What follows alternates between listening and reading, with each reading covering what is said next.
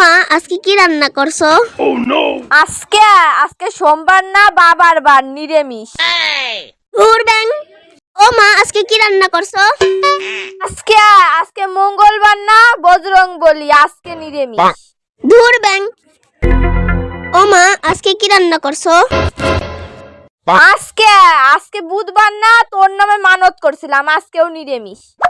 ধুর ব্যাং। ও মা আজকে কি রাঁধছো? আজকে আজকে বৃহস্পতিবার না, লক্ষ্মীবার, আজকে নিরামিষ। বাড়িটারে যেন মন্দির বানাই থাইছে।